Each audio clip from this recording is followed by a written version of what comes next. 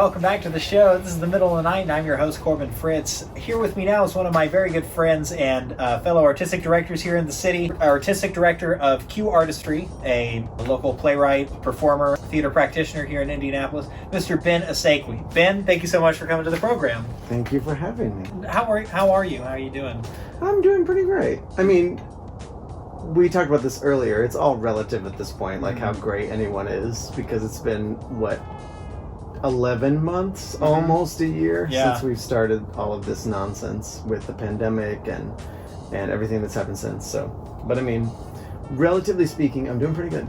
Yeah, it's so weird. Like, it's a weird litmus test now when superiors or anybody, like collaborators, anybody you're working with is like, how are you? And it's like, how deep you want to get? Like how well, and you feel bad saying, "Yeah, I'm good." Yeah, I'm great, fine, because, great. It's literally, like, somebody died cool. yesterday, right? Yeah, so there's that. But at the same time, it's like, I mean, it's all in the sense of like maybe it's what we've gotten used to, or maybe it's just like the hope of the future. Because now it does seem like things are, at least there's a light at the end of the tunnel regarding so many things. When do you think the crest was? When do you think we topped out at pandemic? Oh, I don't know. I feel like it was recent. Like I feel like we just passed it. Maybe. Yeah.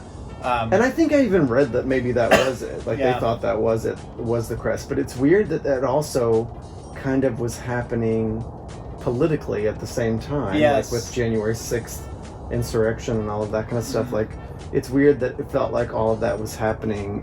Maybe it's the universe was aligning and its energies. I would argue that the virus has never been worse than what it is right now, and it was terrible through the holidays, but it's the holidays, and Jesus will cry if we don't get together. So, you bend the rules for that, but... Yeah. Well, and that's why they're saying that the numbers are going down, especially in Indiana now, because we are out of the holiday, the results of the holiday. Absolutely, and so everybody's just locked up and weeping Christmas... quietly into their ovens. Yep. So, Ben, here on your manager wanted me to ask you a couple of questions. You wrote down for me on these blue cards. My manager is great at making sure that I get what I need. I started with number 5, just by coincidence. Where are you? That's a really good question, Corbin. Where are any of us, really? Yeah. I mean, I will say that I'm in a place of weirdly... Now, actually, I'm weirdly going to really answer this question in a deep way. I'm in a place of more peace than I probably have been for quite a few months, and that's mainly because of the hope that I feel, or the light at the end of the tunnel feeling that I feel. What brings that light? What sparks that? I think, part of it is the inauguration, part of it is the people being able to be vaccinated, and part of it is, just in my own personal life, like starting a new year always brings a certain amount of fresh movement towards positivity. For me, it always has. Yeah. So yeah, it's a nice energizing, organizing time. Well, and I am a little bit, a long time ago, I feel like 12 years ago when I lived in Chicago, I was randomly watching what I believed to be was the Martha Stewart show. She had her own show for a minute. Uh-huh. And she said one day... Martha Stewart, famous convicted felon. Yep. She said on her show one day, let me try to get this quote right, if you don't like something about yourself, change it. And I've always... I remember I laughed so hard at the time because I thought, here Martha Stewart is in the majesty of her white privilegedness and saying that to the masses in a career that even at the time, I think David Letterman even had a joke about that she had made a career about saying things like, if you need to take a nap, lay down, go to sleep. If you do this or whatever, like giving people advice that was like basic human nature or common sense. Here she was giving like the most basic advice, but yet at the same time there was something so wise about that advice. Yeah, absolutely. I'm not so sure she was in on the wise part. I think she was just like just saying something, but like I took it as something wise, and like ever since then I've thought of the new year as kind of like that. If you see something about yourself you want to change it. Do you think that it is incumbent upon a person to change if they notice something they don't like, or do you think that one must be able to envision what they want instead in order to? Ooh, that's a good question. One, I think we go down a dangerous path with like something you don't like, because that could be a number of different insecurities or whatever, and you don't necessarily have to change those. But as far as like something that you'd rather be, if that's your question, right? I think that's kind of the same thing, but like in a more positive sense. Like, be what you want to be instead. I mean, change it does imply that it will remain, though changed. That it will be transformed, so that because and it's all the same molecules. Rather than it's not, if you see something you don't like about yourself, remove it. Right? She didn't say that. She didn't say that. She said change it. Well, it's because she's scientific. Because in science, nothing can really change form, right? Like it changes its molecules to molecularize into a new form of molecules. Does any time in your life stand out to you when you were able to turn energy in your life into matter? I mean, daily. Mm-hmm. I think that is something that we should do on a daily thing. Like you think is that we as in people, we as in artists, we as in? I think as artists, turning energy into matter is kind of what we do, and that maybe is part of the draw of people coming to see it, because they're getting to see something that was literally from the energy of even our brain processes, our synapses firing, creating ideas. And now it has come into fruition. That is really true. Like, it is just a schematic of which neurons release ADT to, other neurons at which given time that can form... or lack thereof. Or lack thereof. Yeah, absolutely. Do you... so, let's pull that thread a little bit. When you go into producing a show, do you feel like you have all of the world in your head, or have confidence that you have all of the world in your head, or do you feel that the questions that you need to ask in order to put up the show will guide you to constructing that world? That is a great question. I thought you were going to ask me if, when I went into producing a show, if I felt like all my synapses were firing. The answer to that is no. Because anyone who decides they're going to produce a show obviously must not be thinking clearly. There has to be a time when you can shut off at least half your brain so the other half can cry while you're sitting on your set in the middle of the night before opening. Right, with a paintbrush in one hand and some like Twizzlers in the other. Or a staple gun. I will, but to answer your question legitimately, I will say it depends on the piece. Mm-hmm. Like there are some pieces that I have known, like because I'm a writer as well, that I have written the piece, and then I'm like, the only one person that can produce this is me, because I won't be satisfied with anything else, because I have such a concept in mind, such an idea from point A to point B to fruition to whatever, to point Z.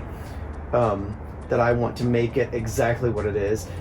Then I have to be okay with watering that down when including other artists. Mm-hmm. And that sounds negative, watering down, but what I mean is watering my vision down to include their vision so that we have a flowing river of ideas. Do you feel like you have to do that before you go into baking them into your final vision, or do you think that you should have everything down to a T and then bring them in and see? I'm going to say no, that I need to have everything down to a T, and here's why. Mm-hmm. Because sometimes it seems to me that designers and other artists work well when they know exactly what you are looking for, especially once you become somewhat established, because they're scared of like making a misstep or anything like that. So they're like, oh, I get it. I understand exactly what's going on. This especially regarding lighting and costumes and stuff like that. Yeah. They have to know exactly, and then they can be like, now I know you said this, but how about this instead? And I'm always very clear with designers where I'm like, you know what, prove me wrong. Like, I would love to, like, change my mind about this. Because that means that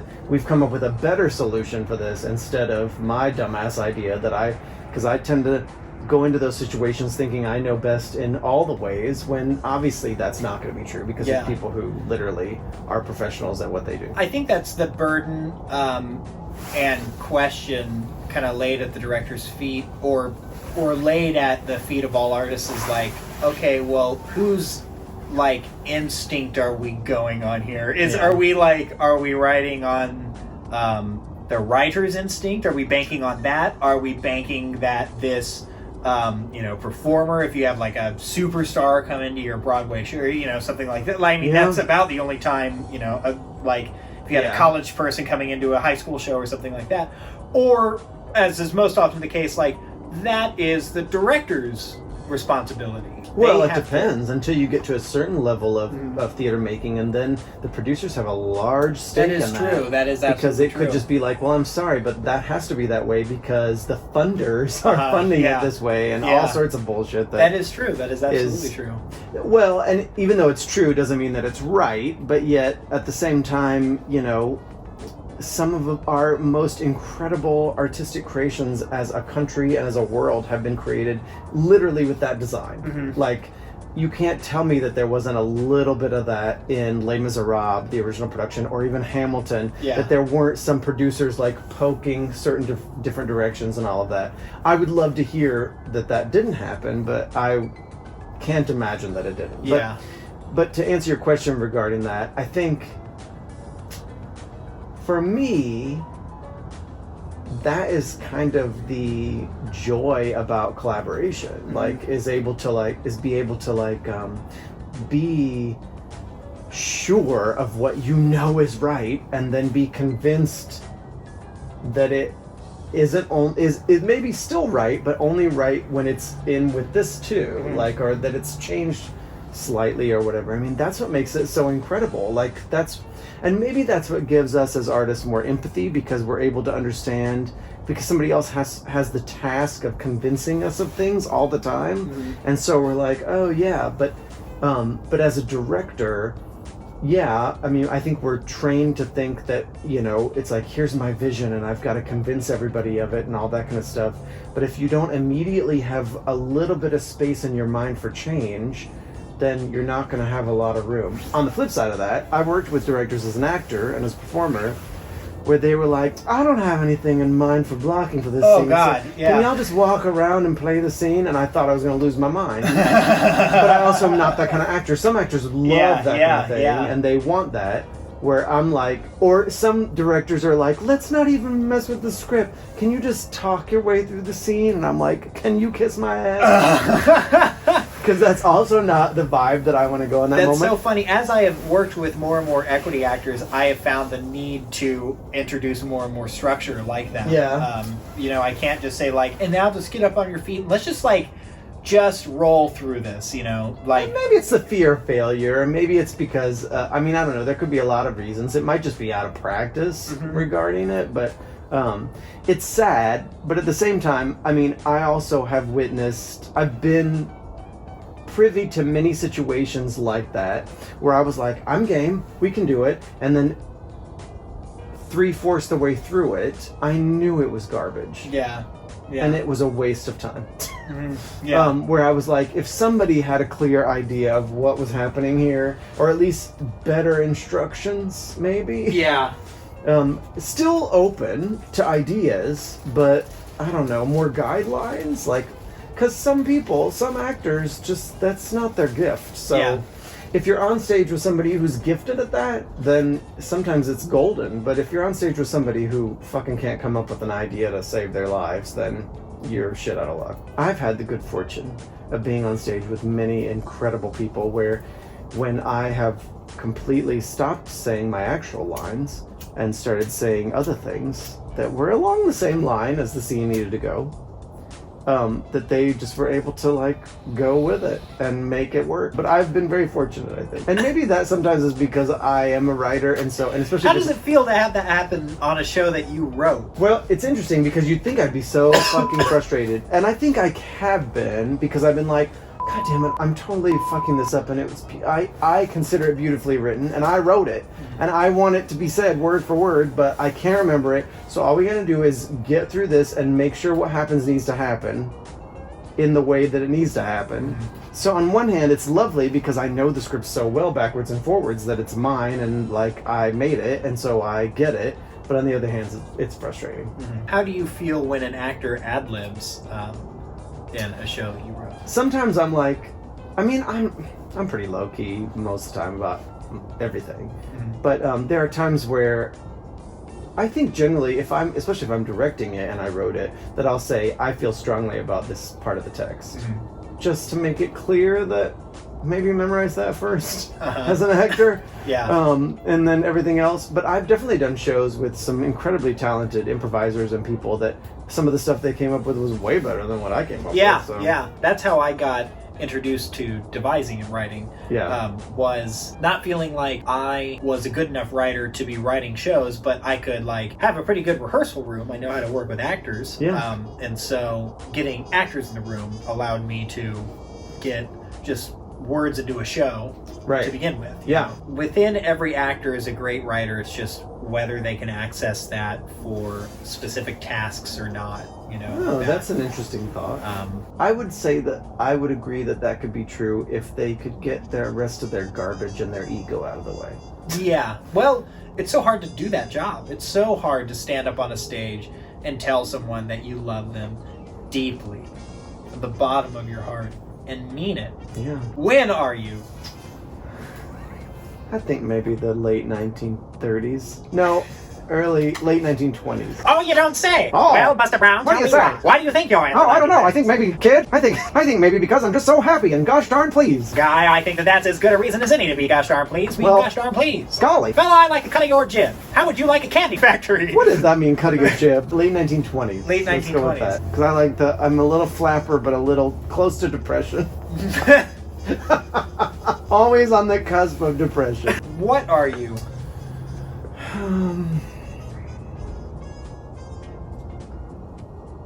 That's a good question. What am I?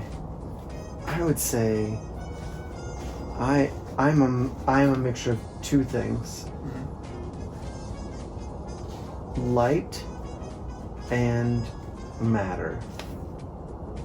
Who are you? Who am I? I mean, that's actually a bigger question than it first sounds like it's going to be. Because when I first heard that, I wanted to say I'm Ben, but it's bigger than that. Okay, so who am I? You know, that's one of those questions that that doesn't have a definite answer ever because it's always changing, right? Like, I mean, it could be something different today than it is tomorrow. But what I want to say is, who I am is what I am working towards being, because that is who I feel like I am inside, and so that's a construction that is in progress. Do you think that is ever a shortcut to just feeling good about yourself without actually changing? Is to envision who you are and embrace that as you? But often I feel like it could also be work adversely. Like you can be like, well, I'm never going to get there or whatever, right? Oh, that's so interesting. I was asking that to you with negative connotations. Oh, how interesting. Yeah, because I think it does. I think it is. Yeah, I think it can be both, but I also think it can be just. I mean, I don't know. I'm an optimist, but I like to consider myself a practical optimist in the sense of I know where I am, I see who I am, but I have optimism of where I can get and where I can be. I also am a student of the psychological brain, and I also want to know what's wrong and what's not wrong and understand that. And so in that way, I can constantly be questioning any of the thoughts that are coming from inside between my ears.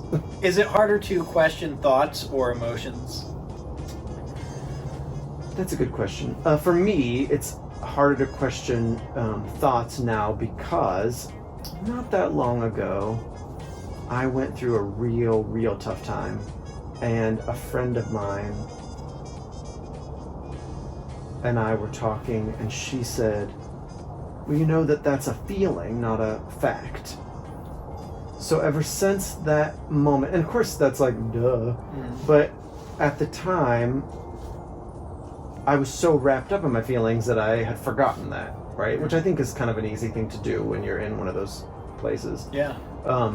And so at that moment I was like, oh yeah, that's right. That's not real. Like what I just said, that is something that I feel. It's not a fact. And that means that not only will it change, but it's also likely to change.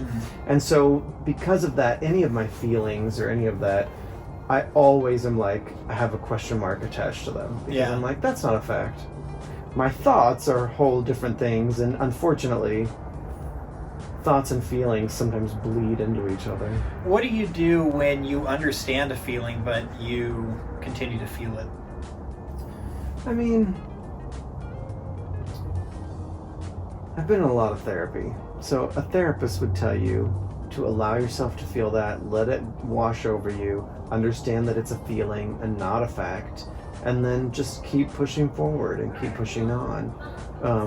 Obviously, working with a therapist if things get too out of hand or if things don't feel under control, working with a therapist or a counselor or a suicide hotline for that matter, or anything like that is necessary. But to be able to like put that together and say, that's okay, deep breaths, just gonna keep myself occupied with physical tasks that are based on fact until I have some space to know what's going on with that feeling. Because it could be just a day that feeling changes. It could be 6 hours. It could be an hour. Yeah. Like, I mean, I am ultimately hangry 3 hours a day. Minimal. Yeah. And so for me, sometimes I'll be like, well, why can't I get this to work or whatever? I'm like, oh, it's because I need to eat. It's like this time of day. Or I'll be like, why am I mad at this person for this very simple email that is just an instruction and just telling me what to do? And it's because it's too hot in the room or whatever. You know, like I just have to make a simple change or whatever. Yeah. And, I don't know, some of those types of things, sometimes I think we forget that we're such creatures of environmental stress and that we are designed to react to those things or whatever. So to be able to like be okay with that. Yeah. And like give yourself a moment. How do you value rest? Ooh, highly. I think I read this thing one time where they said that we shouldn't be working more than 45 minutes at a time, and that we should be taking a 10 to 15 minute break every 45 minutes. I mean, after 45 minutes, right? So like to fill an hour. And not only stepping away from electronics, but stepping away from work altogether, and maybe not even reading, like allowing yourself to like take a walk or take a nap or like a million different things, because our brains are literally hardwired, like that's the most that we can handle at a time to be the most effective. I think it was a study on how to be like most effective. Because otherwise you can still work for 2 hours straight, but like that second hour, your productivity isn't as strong as it could be if you would have taken a 15-minute break. I find that fascinating. What do you think is the secret to happiness? What do you think it takes to be happy? What do I think it takes to be happy? You know, happiness is one of those things that like we all strive for. There's like a course at Harvard or Yale about it. And sometimes I wonder if we're addicted to the idea of happiness, but it's like in the form of joy, which is different than happiness. And happiness is one of those words of like, what does that mean to each person? It could mean joy to one person. It could mean contentment to another person. And those are two very different things. I would say the secret to happiness is, for me, which is the only person I can answer for,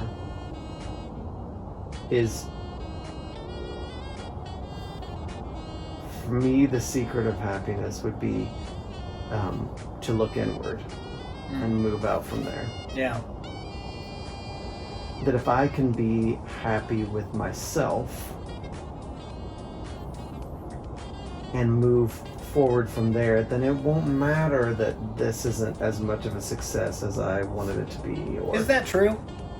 I think so. Is that true that if you're in a situation that you would consider a failure, if you're happy with who you are in that moment, that's what counts? I would say not only is it true, but it's also incredibly important. Yeah. Because of the fact that failure is not really the traditional Western idea of failure is not something that I prescribe to. Like, I don't believe in it.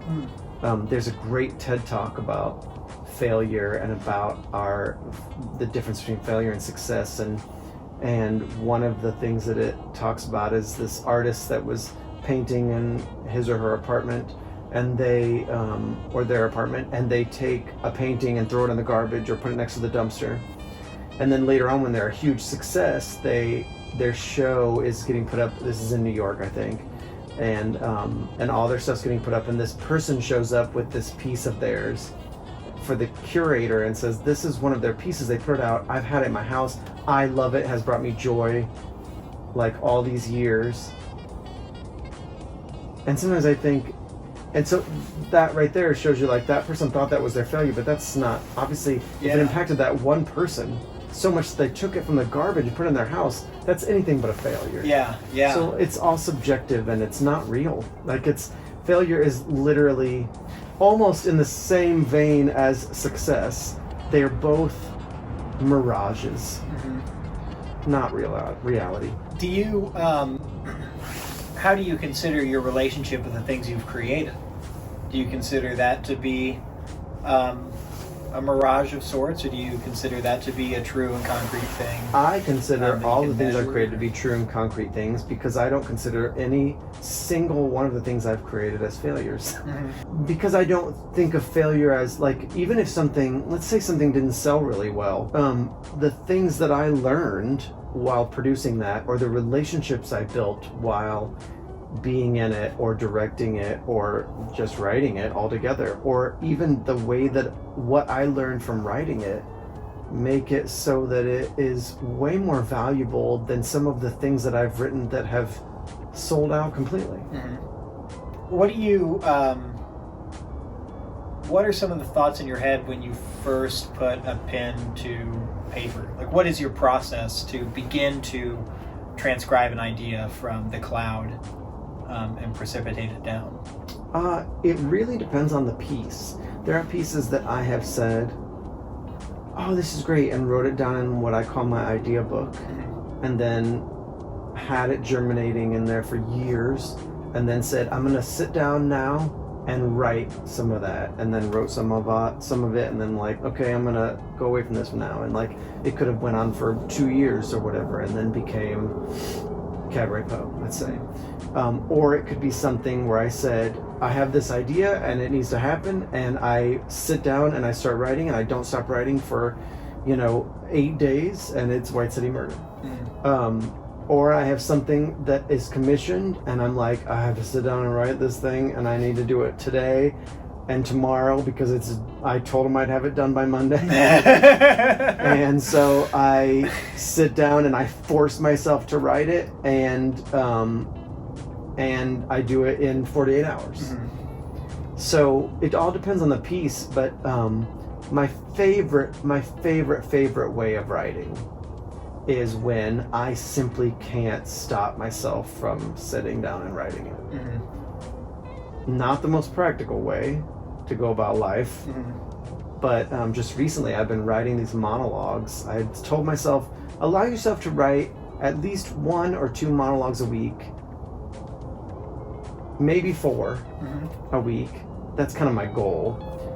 for undetermined amount of weeks because you feel like you have all these ideas and you love to write monologues, and allow yourself to do that whenever the mood strikes you.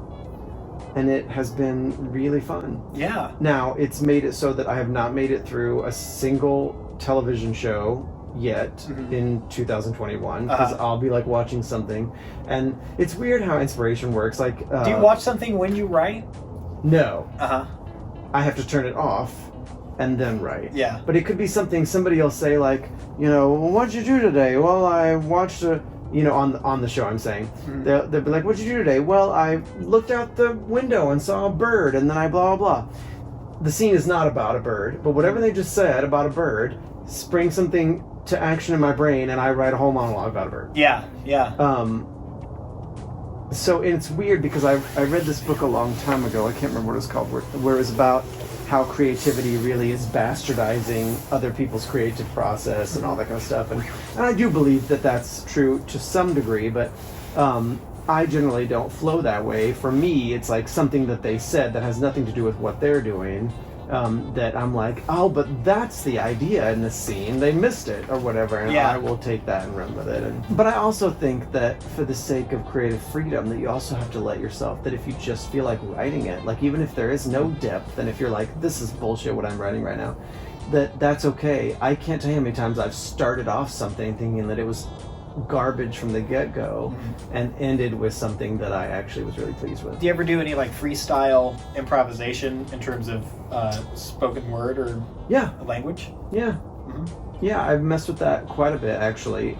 There were some things that I wrote with Young Actors Theater that I started off that way with the students, and then I took it and formed it a little bit more, or I started that way and brought it to them for them to form. Yeah, yeah. And then I've done stuff with that, like from an artistic standpoint too. Like sometimes that's how I write lyrics when I'm writing songs. I'll start off that way. Just kind of making the sounds that you make, it feels good and if it kind of fits and, Especially if the melody comes first. If the melody comes first, then often I'll just be singing syllables to the melody for the longest time until something just comes into my mouth as to how it works itself into words and what fits best as far as the emotion of the melody and all of that kind of thing. I've started to write whole musicals based on that concept of a song or whatever, where I'm like, this is where this is gonna go, and then blossom, plant a garden and weed it and water it from there. Wow. What do you write first, the lyrics or the music? People ask that a lot. All the time. That's like... and because... Oh, and some people do. I know that... I think I was watching a Sheryl Crow interview one time where she said specifically she always writes the lyrics first. Or no, she's playing the guitar and she writes the lyrics to a melody. She sings the lyric first. And I can't remember what Dolly Parton said, because that's somebody else I'd go to for songwriting. I think she might say the same thing I'm going to say now, which is depends on the song. Yeah, yep. But I probably am more satisfied generally